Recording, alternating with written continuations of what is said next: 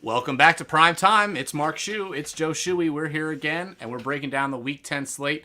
Let's go back into Week 9, though. Not our best week. The points came back for me, Shuey.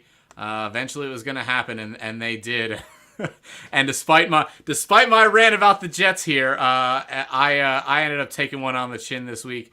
2-2 for me on best bets. I pushed that Tampa Bay -3. How about you? Yeah, right now I've got one left. I saw the Ravens tonight that I took at -2.5. They're -1 point favorites tonight, but I'm still put that 2.5 in early in the week, so I'm gonna take that and let it fly. But other than that, I lost three. I won the Jacksonville Vegas game and then pushed the Bucks game. So right now I'm 1-3-1 and got one more left. No, I'm sorry. Well, Oh, yeah, I you're didn't one. take. You're 1-3 with one left. Yeah, You one and got. three. I didn't take the Tampa game as a best bet. That's why I took it as a That's bet right. though. So my bet That's right. pushed. So yeah, we both took that Jacksonville Las Vegas under. It teased us all the way up to 47, but not 47 and a half. We got ourselves a 47 and a half. We're happy about that. I had the Seattle Seahawks beating Arizona with +2. If you had that, that was pretty nice. But yeah, laid the points on Philadelphia. They came up 1 point short on us. There was a point earlier during the week where I think you might have been able to get it at 12. But for the most part, it really pushed back the other way. Buffalo, I just got this one wrong. Honestly, I still don't believe in Zach Wilson. I don't think he showed that much that made me believe anything more than this is just a really good Jets defense. Something might have been up with Josh Allen. I think that obviously this might have been kind of their big game to sort of get up against Buffalo and catch them at a bad time. Defense wasn't quite clicking as well as you'd like, but I don't think this is anything to say like Zach Wilson was amazing through this to get it going. I still really don't have much faith in that guy, but at the very least, I do like what's been done here. I do like how hard they fought. That Jets defense is legit. Sauce Gardner, oh my gosh, we were talking about him a little bit last week on the show, and he just looks legit. Got two really good first round picks there in Garrett Wilson and Sauce there. Let's go into the game tonight. It did move down to 1. Actually, now on DraftKings, it's back to 1.5. Or actually, it's back to 2. Baltimore is at New Orleans. They're favored -2, over under 46.5. How do we feel about this game tonight as a Ravens fan? I still think we're gonna pull it out. The Saints have been really good. They've been keeping games close. They got another home game. I think they've had like 5 of their last 6 games have been at home, which is absolutely absurd. So they'll have a long stretch of away games later. But I mean, I'm still feeling confident. We don't have any Mark Andrews tonight, but I think Isaiah likely should be able to fill that role to an extent. He did it really well last week when Andrews went out. So I'm really looking forward to it, and I'm ready to get watching it tonight right when we're done here. We gonna get that Deshaun Jackson pop off tonight? You think? As soon as I got the alert that said Deshaun Jackson was active, I texted my group chat and I said, "D-Jack 60+ yarder touchdown, watch it happen." And then my one buddy was like, Lamar's going to overthrow him. And then my other buddy threw a meme in there where there was some kid throwing 3 baseballs at like the milk jugs, and all 3 of them just like scattered and missed. I was like, you guys are so mean. Honestly, I think this might be a game that Lamar just takes over with his legs I think more than anything. I think that's what most of their yardage is going to end up being. I mean, you got Gus Edwards banged up. You got their whole running. I mean, 2 years in a row, their running back room has really taken it on the chin. And then banged up Rashad Bateman out for the year. Andrews out at least through the bye, and hopefully likely can put it together. Hopefully they can get some offense going, but I think this might be still a heavy Ravens. So for me, if I were doing, I would honestly be avoiding this game. I'll probably still take the Ravens. I think ultimately where they are in the AFC standings, they really need this win, and I think New Orleans, while they have been playing tougher, been playing at home, got up for that Halloween game at home. I still think that the Ravens will probably pull this one out. I'd lean that way right now. If it's a forced bet, so I'll put it at -2 for the Ravens. How do we feel about the over under in this? You think this is going to be a high scoring affair? I don't like betting the over under in Ravens games. I don't. I really don't, because when I take the over, it goes under. When I take the under, they go over. I don't know what offense we're going to get. We might get the offense that puts up 35 points. We might get the offense that puts up 24 points. So I'm really not sure. But in this one, I think I might like the over. I mean, I can very well see a 27-20 game here, 27-24 type of game.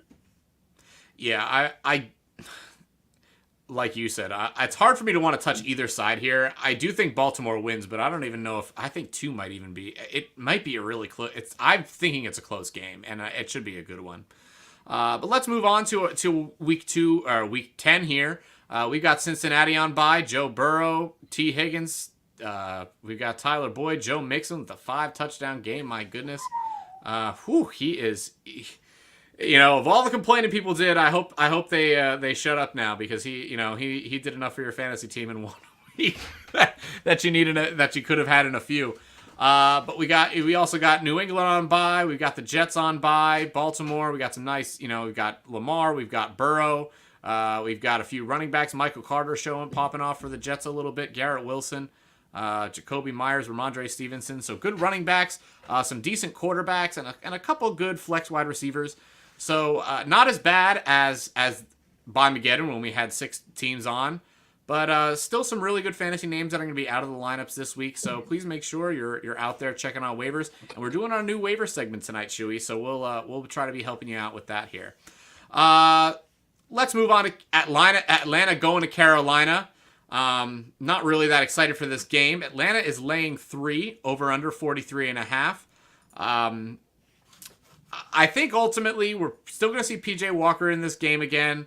Atlanta, at the very least, has looked a little more legitimate on the regular basis, but it's another game I kind of want to avoid. I'm leaning Atlanta, and I'm probably leaning the under in this one. But I could see this being Atlanta gets cute, ends up throwing a pick 6 or something that early that gets them behind the 8 ball. And divisional game like this, it's one I don't really want to touch. I'm taking the best bet.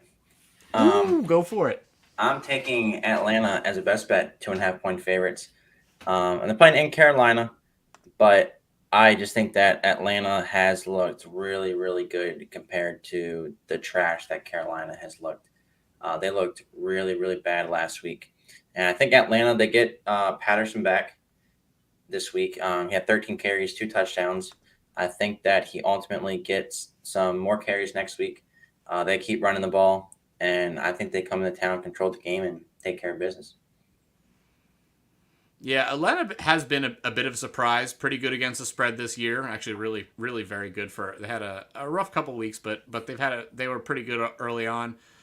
Carolina going the other way. I don't think this is a game they're gonna be working too hard to win. After that trouncing last week, short week, I could see Atlanta taking this one and rolling over. Or I could see Carolina rolling over and Atlanta taking this one pretty easily. It doesn't look like it's 2.5 anywhere. It's already moved its way up to 3. Are you still comfortable at 3? I'm taking it. All right, sounds good. And I'm still gonna lean. I'm gonna still lean that way as well. International game we've got this week. We've got a game in Munich, Germany. Seattle and Tampa Bay at home in Munich, so not really a home field advantage. Right now we've got Seattle is wow, is that right? Did it move that much from earlier? It moved that much. Okay, so Seattle is a 2.5-point dog at 44.5. It was a lean for me. I'm actually going to move this. I'm going to move this all the way up to a best bet, Joe, right here on the fly. I'm going to take that at 2.5. So I think I'm going to take a special here. I'm taking 6 best bets. That one's going in the. That's too nice. Yeah, I don't know. I think the market's really underrating Seattle for whatever reason. This isn't even this isn't even a home field advantage. This is a neutral field. I mean, you have to play it as a neutral field at the very least. Right now, Seattle's defense is playing better. Their offense is playing better. Brady I'm not gonna lie. Brady does still look pretty sharp to me. He obviously has needed plays. He needs quick hits that can get you chunk yardage. short, quick passes, and we know that's sort of how it is. But I mean, everybody on that team is looking slow, beat up, and I don't know if they have enough to get those big chunk plays that they were normally doing. They're not getting their running game together. Don't really know what was going on with Keyshawn Vaughn in the game as much as he was last week. So while they won, I think it's a good get right win for Tom after getting some closure through the divorce this past week. But Seattle's rolling, man. Seattle is rolling, and I'm gonna take them plus 2.5. If this was in Tampa Bay, I could see this plus 2.5 maybe. I could see Tampa Bay maybe laying 2.5. I can't see it on a neutral field. So I don't even know if we need to talk much more about that. Teams just look way better. The one thing I have heard, and it's got me a little worried. I don't know if it's true or not. Can't believe anything. I gotta pay. You gotta pay that $8 for the Twitter verification. But I definitely saw somebody out there saying that Kenneth Walker might not have his passport for this game in Munich, and he might not be able to play. So I don't know if that's true. I am not telling anyone to do it. Yeah, so I am not telling anyone to do anything. I want you to hold pat right now and just have good vibes about it. But if we get news, just be on the lookout. If we have news about Kenneth Walker, make sure that you have another option for you going into that game. Because it is a 9:30 and you're not gonna like it, if you're not paying attention all weekend. Really, check it in on Thursday. Check it in tomorrow before you put your waiver claims in for Wednesday, because it's something to be aware of. At least have on your radar. It's not verified. I'm not trying to pretend like it's real. It's something that's happening, but it is something I saw. It is something that was talked about out on Twitter, and I want to at least make sure that we keep an eye on it going forward here. I don't see anything. I just from a quick Google search, I see absolutely nothing. Okay, well, if that's it, that's a good thing. But I did see a rumor somewhere today. Probably, yeah. Again, me probably being overly cautious, but just be aware. It's these things sometimes happen. Even without Kenneth Walker, though, I still think this is a really solid bet here. So I'm going to take that as a best bet, and we're going to move on. The Chargers going to San Francisco. San Francisco's laying 7 at home, coming off the bye. The Chargers are in a rough spot. They ended up with a win last week. I think they ended up covering that game too. That was 3. It was -3, I think they were. So it was a push there for both of us on our Shuey. But man, do they look rough? And ultimately, I think arrested San Francisco at home. It's probably going to take it to them. I'm putting this as my number 4 best bet. I'm going to lay that 7 for San Francisco. They've been great against the spread. Jimmy's looking good. Honestly, he's been better than he has shown even last year. I think he's sort of stepped it up and wants to earn a contract for his next gig. So I like what Jimmy G's been doing. I'm going to put my faith in that. McCaffrey's helping him roll, and I really like what's going on in San Francisco right now. So I'm going to lay that 7 as the best bet. Yeah, I'm taking that as a bet at 7-point favorites. Like you said, they look really good. And then we both have this as a fantasy favorite for the week. So if you do have a toss-up between guys, putting your lineup, this is one of the matchups that we think you should be definitely getting those guys in your lineups this week. Absolutely. I think there's on the San Francisco side, it's pretty obvious, right? Like we're rolling with Kittle, we're rolling with McCaffrey, we're rolling with Debo and Ayuk. Those guys are pretty much touching your lineup no matter what. Jimmy G, great start here. I think it's a good situation for him to start. He's a streaming quarterback in 1 QB leagues. I think he's easy to fire up for you if you want. I like San Francisco's defense to maybe get some pressure on Justin Herbert, but I still think Justin Herbert's going to be fine. I think you still have to start him no matter what. DeAndre Carter, Josh Palmer, all showing like they've been valuable. Gerald Everett still going to be a good play to throw in your lineups. So he dropped that one nice ball right down the middle to him. Whew. Oh, it killed me because it was such a big swing in one of my leagues that I did end up winning, but at the time it was torture for me watching it. Yeah, I was sweating pretty bad on that one. one other. We'll talk about that later. Anyway, so yeah, I'm taking this -7. I like LA's pieces to hang around a little bit, but ultimately I think that San Francisco's gonna have this one in hand. Yeah, let's move on. Monday Night Football. We've got Washington at Philadelphia. Night game in Philly. Philly is got 10.5 on Washington. This is one I have it as a lean, and I'm probably just gun shy because I just laid too many points last week. But I still feel kind of good about 10.5 in Philadelphia. That home field advantage again is no joke. Heineke is not some huge hero. He had a really nice couple games here. Honestly, I don't know if that Curtis Samuel touchdown really should have been a touchdown. He was touched on the way going to the ground. He got back up and then wasn't touched. That was an offensive pass interference from the referee.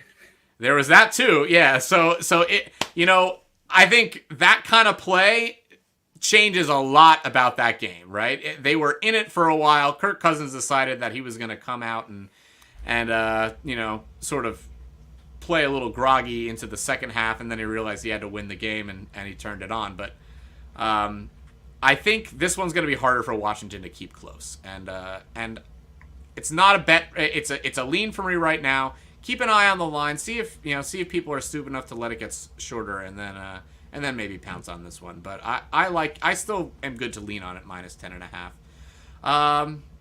This one is not a fantasy favorite for us. So while they're two decent teams, I expect you're starting your Eagles, right? There's nothing stopping you from starting your Eagles right now. Their implied point total is 27.5, but I feel a little rougher about Washington. None of my guys, honestly, even guys like Terry McLaurin, I'm kind of like trying to break ties in favor of other people than over Terry McLaurin, over Curtis Samuel, those kind of guys, in this matchup. If you have to, you have to.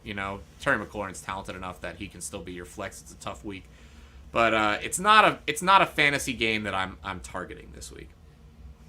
Yeah, and I'm gonna do it again. I'm gonna pick that as take the points with Philadelphia there, and hopefully I don't regret it next week like I did last week. Yeah, hey, it happens sometimes. You bet big, you win big, you lose big too. But again, Eagles have been great against the spread. Of course, you bet them the 1 week that they go against the spread, and it happens. I think next week they'll bounce back just fine. This one was a best bet for me until Seattle snuck into 2.5. Chicago is hosting Detroit at home, and they are 2.5-point favorites over Detroit. Over under 48.5. It's moved up from 48 already. This is a fantasy favorite for us right now. Chicago's defense out the door. They're moved on, and really they don't have anyone under contract that they're looking to do. I think they're really just looking to set Justin Fields up for offensive success, which they've been doing the past couple weeks. Crazy good game, most rushing yards of any quarterback in the modern era in this past game here. So I really like him. You're hoping that he might get Chase Claypool involved. I think actually Cole Kmet is not a horrible tight end play this week, as he's been more involved of the past few weeks. He's getting the red zone looks, and they've been getting to the red zone, which is the big thing for me. So I'm happy to start a guy like Cole Kmet. I'm happy to start the running backs on Chicago side, Justin Fields. If you want to throw Chase Claypool or Darnell Mooney in as your flex or your wide receiver 3, have nothing wrong with that. And then the Detroit side of the ball, all these guys, we know who it is. It's Amon-Ra. Right now it's Jamal Williams while DeAndre Swift is out. Actually, real quick, what do you think about DeAndre Swift here? He's been injured. Is he just an avoid until we feel healthy? Man, I have Swift everywhere in Dynasty, and it's killing me. But luckily, I have Williams in half of those. I don't know. He said he probably won't be 100% for the rest of the season. But then the coaching staff were like, we need to get him more involved. And it's like, he had 2 carries and 2 catches yesterday, and had 2 carries and 1 catch for a touchdown the week before. So, I think Jamal Williams is the guy you want there. He's going to get the the golden goal line carries. Might get a couple targets, but he's getting the bulk carries right now, and I think you gotta ride him while he's hot. Yeah, and again, I said this was a best bet. It's pushed its way out to my sixth bet here, but I'm taking Chicago -2.5. They've looked better of late. I think Detroit had a really hard fought game against Green Bay, where they laid it all out there. I think ultimately Chicago will have that to their advantage. I also don't mind the over in this game. It being 48.5 makes it a little scarier for me, but I don't mind it. It's worth considering, and if it comes down, I'll probably bet it as well. Let's see. Do we have any? How do we feel about Jacksonville KC? This is another fantasy favorite. I really feel like ultimately we're going to get more offensive production out of Jacksonville because they're going to have to keep up a little bit. Trevor Lawrence has shown that he's got a little more to him than he's shown the previous few weeks. This past week he played pretty well. Put up 27 points for them, I believe, and yeah, I'm feeling good about this one. I'm leaning Jacksonville, but I'm not gonna take those points. I'm not gonna bet on Jacksonville just yet. I think this is still a pretty handy Chiefs win, but enough for me to feel good about putting in some of those fantasy options. Zay Jones, who else am I trying to think? I mean, Trevor Lawrence is a pretty decent streamer this week. Any of those guys I feel pretty good about. ETN, you're obviously starting, but anybody in here that you like as? I mean, I can't talk today. Juju Smith-Schuster has been like one of the top 5 points per game wide receivers in the last 3 weeks, and I think that new receiver, new team, came off to a slow start. I think him and Mahomes have that click now, and I think he could be a league winner this year. He's gonna be a fun one to watch that I have in a lot of places. I got him late as my wide receiver 3 or 4, and he's coming to fruition and he's putting points on the board, especially in PPR leagues. He's getting the good points there. Yeah, I think it's a good. Honestly, so when you see a guy like Stephon Diggs go to Buffalo and he just balls out right from week 1. After being traded from Minnesota, this is years back. You see that, and you almost expect a lot of your new signees, new faces on new teams to just pop right away. I think it really, you've got to check in back again after the bye if it's not quite going so hot. A guy like Juju, you're right, probably sneaking under a lot of people's radar right now as a really valuable fantasy player. When at the beginning of the year he just felt like wide receiver 3, hopefully he's worth it. But now I think he's kind of a must start going forward until they let up. Mecole Hardman actually has been really involved in the red zone as well, which makes him sneaky valuable, I think. So go ahead and fire him up again as well. I think it's probably MVS has just worked his way out of that rotation. Yeah, and they got Tony coming in there too now. So yeah. They do have Tony coming in as well. I'm still not too fond of playing him just yet, but that's all right. Yeah, you've got a best bet in Miami Cleveland. Go ahead. I'm taking Miami as a best bet. I have it at -4. Has that line moved at all? Pulling it up real quick again. I don't think it has. I'm taking Miami at -4 as a best bet. Tua is just absolutely cooking it with Waddle and Tyreek Hill. That is a fun team to watch. Moshe looks good. They got Jeff Wilson, another freaking speedster out the back. He looks good receiving the ball. He had himself a pretty good game. And I just think that offense is clicking on all cylinders, and they look really, really good. And I think my biggest concern is with Cleveland. Are you going to get the Cleveland that throws a dud or a Cleveland that is a stud? But they're on the road. They're traveling to Miami. So I'll take Miami at home, and then I think that they're going to take this cover, and I'll take that as one of my best bets for the week. Sure, a little bit of rest, but I do like Miami here. I was leaning them at 3.5. I'll still probably take them at 4. I'll still lean them at 4 right now. But as it goes, I think it's pretty obvious. They're looking like they're one of the best offenses in the league at this point. And with that, I don't think Cleveland can keep up, and that's the thing for me. At home. We're getting that unseasonably warm weather down in Miami. So hopefully, I think this is probably a good spot for them. I don't want to go too far into it. Minnesota at Buffalo. This is another one of our favorites, to go along with Jacksonville, KC, Cleveland, Miami, Los Angeles at San Francisco, and Detroit, Chicago. This one is a fantasy favorite for me. You might not think it because you've got Kirk Cousins going against one of the better defensive matchups against the fantasy quarterback.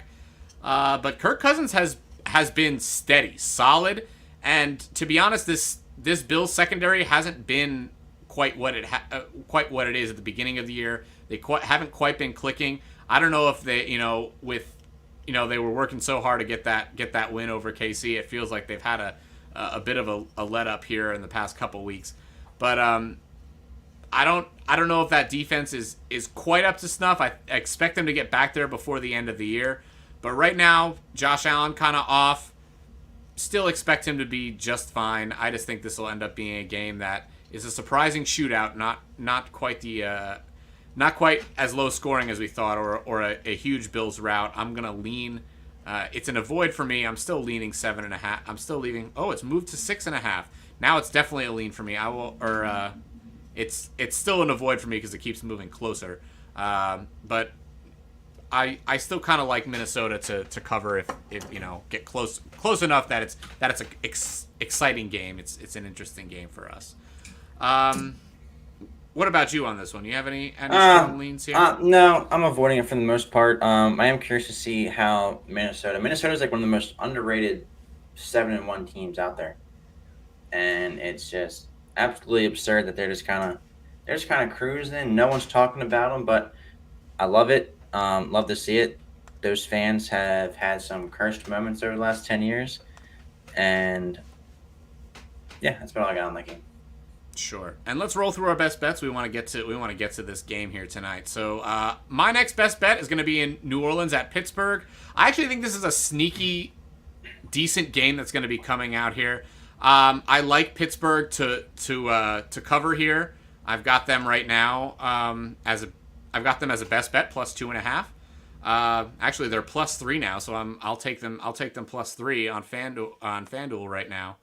I'm gonna take that coming off the bye. I know that there's some, they didn't look too great against. They had a game against Miami, and then I think they played. Was it Buffalo that they played right after that, and they got crushed? Yeah, so that they had a rough going into the bye, not quite what you wanted to see, and obviously they're still kind of struggling with a young quarterback. Kenny Pickett doesn't look great so far, but I think Tomlin is one of those coaches that I trust to make some adjustments in the bye, to have them playing strong at home against against New Orleans, who is going to be on a short week here, going to Pittsburgh. I think I'm just gonna be happy to take those points, and honestly, I'd consider looking at the money line. Sorry, not Buffalo. It was they went to Miami, and then they went to Philadelphia and laid the 10.5. So rough ending to heading into their bye. I think they're probably picking up the pieces and moving on. I really like them to cover and to win. You have anything on that game, Joe? Nope. All right, let's hit this best bet. We both got the under in Denver at Tennessee. Right now, the over under is 40. We're both smashing the under as a best bet. Tennessee, Malik Willis coming off that game against Kansas City. They did their best to slow him down early. It didn't really work for him all too long. I think it'll be a lot easier to play that game plan against Denver. And I think Denver's going to be trying to play the same kind of game plan against Tennessee. So outside of Derrick Henry rushing for like 4 touchdowns, I think this one's pretty safely going to be hitting the under. I agree too, unless Russ decides to cook and turn it up finally. But that is the one thing I'm afraid of here. But yeah, no, I'm taking the 40 there. Should be a low scoring game. I don't think it should be any more. I think it should like 2014, 2017 game is what we should expect out of this one. We got Houston at the Giants. It's an avoid for me. We're going to move right on through there. Let's go to Indy at Las Vegas. Joe, you've got a best bet. I've got a best bet. I'm taking the under at 42.5. Sam Ellinger looks like absolutely dog do. He can't get that ball moving. He got sacked so many times against the Patriots. Vegas defense obviously isn't what the Patriots pass rush have, but Vegas hasn't really put up a lot of points this year either. They had a really good week to start against Jacksonville last week, but 42 and a half. I think that the only way this happens is if Vegas puts up 30 points on their own and Indy's able to get a touchdown and a field goal. So smashing the under in this one. Yeah, with honestly, I put this in before Frank Reich was let go today. I probably would move this over. It's not going to be another best bet for me. I've already put that in, but it's going to be another bet for me here. I'll take that 42.5 under as well. And then our final one is another best bet for both of us. We've got Dallas -5 going to Green Bay. We do not have that respect for Aaron Rodgers anymore. He's looked so bad. The team has looked bad. Eventually, I feel like one of these is going to bite us in the butt, but until it happens, I can't be betting on Aaron Rodgers anymore. Yep, I'm thinking the same thing. Rodgers looks bad. That offense looks bad, and Cowboys coming off the bottom, Dallas looks good. Dallas looked good. Dallas might be the second best team in the NFC right now. I mean, they look second best team in the NFC East, second best team in the NFC. There you go. So there you go. I think that's the last one for us. Best bets. We'll check him down on Thursday again. We're gonna try and get this going on Thursday. But we want to end a little early so Shu can get his Ravens in. We can enjoy the game. But we are gonna go into a brand new waiver segment here that we're gonna run through pretty quick. Did they roll? Did the Ravers run? Oh, they didn't run. They didn't what run. the hell? Okay. Well, you know what? We'll just put those out on Twitter. I'll screenshot mine. You screenshot yours right after this. We'll send them to each other, and then we'll put the results out on Twitter. Maybe. All right. Tonight. Are you gonna force it now or do it tomorrow? I don't know how do I force it? I have no idea, but it did say on there that Monday 8:05, and for some reason, I watched it change from Monday 8:05 to Tuesday 8:05. I literally watched it on my phone go. Bloop. It's so weird. So, okay, well, whatever. We'll have waivers next week. One that do you have any waiver targets that people shouldn't let up? The one for me is Greg Dulcich. Don't let him off the waiver wire. If he's still there, don't let him. I'm not adjusting any of my bids, so I hope you don't either. Gentlemen, I'm not going to. I'm not going to either. How much you put on Dulcich on our thing? I put $31 on Dulcich. So for behind the give me Otten, baby. All right, I did 15. Yeah, so I thought that he's a huge advantage on what we have left on the waiver wire. I do like Daniel Jones. I like Jimmy Garoppolo, but I'll take either one of those guys. I really like Seattle's defense, but not enough to spend that much money. So I decided to flood the market. I didn't think there was anything too much at tight end or wide receiver or running back or wide receiver that I felt like I was really going to miss out. So I threw it all on Dulcich, man. He's a difference maker right now at tight end. If you need a tight end and he's out there, he's still 40% rostered. So he's out there in a majority of leagues. Go ahead and get him. I think ultimately he's going to keep rolling as their tight end one. And I mean, what else are you going to do? Roll out Robert Tonyan again? You can't do it. It's just not going to happen. Yeah, so kind of a rough waiver week for us to start. Let's make sure that this thing runs on at 8:00 next week. Don't know why it didn't. So weird. But before we go, maybe run it earlier next week, just so we can check before the maybe we'll just run it at 7 and we'll just play the results. Do you want to explain what the waiver thing looks like? Yeah, sure. So what we're doing going forward, we're gonna have 6 players: quarterback, running back, wide receiver, tight end, a flex, and then a defense. Okay, 6 player rosters, $60. We're gonna blind bid on all of our players, basically fill that 6 player lineup. And then me and Shuey are putting them against each other every week. And that'll be going forward. Will be our Shuey, I think, right? Unless we have another bet somewhere in there that we really want to take it to each other. I think that's probably a good. And this week's gonna be double or nothing here. So this week is a double or nothing. Just wanted to also add. Not sure if you added it there, but every player that we're bidding on is 40% rostered or less in sleeper redraft half PPR leagues. Yeah, so 40% rostered or less, and the way we're setting it up, we want to make sure that we get an accurate idea of what the waiver wire looks like and what the value on that week's waiver wire is. Now, like I didn't have Odell Beckham news came out today. I didn't have him on my list because I don't think he's going to play this week. I would put in a bid for him, obviously, if I had the space on my roster. But if you need a player to start now, he was a guy that I was just going to avoid in this contest that we put together tonight. But for us, it's who's playing that week and how valuable is that waiver wire. So with the bidding, you'll get an idea of how we value the waiver wire, how we want to throw our bids, and then you can use that as a way to sort of look at your waiver wire and apply it to that. Before we go, I'm just going to roll off my bets. Again, I had Seattle plus 2.5. I have San Francisco laying 7 at home. I have Pittsburgh getting 2.5 at home. The under in Denver and Tennessee.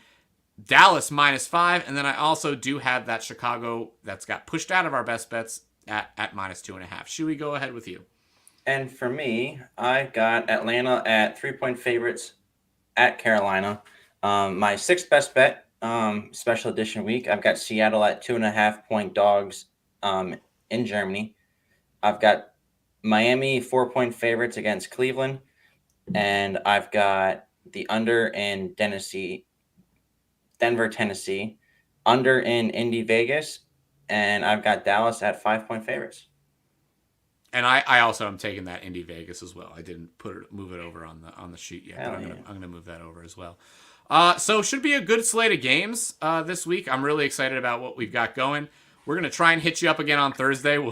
We'll keep you updated about what's going to happen with that waiver. I'm going to try and get that out tonight so we can look at it tomorrow. But other than that, let's have a good Monday Night Football here. Go Ravens for Shuey, and we'll hit you up on Thursday. Have a good one this week. Make sure you get those bids in for waiver wires, everybody. Shuey, have a good one, bud. You too, man.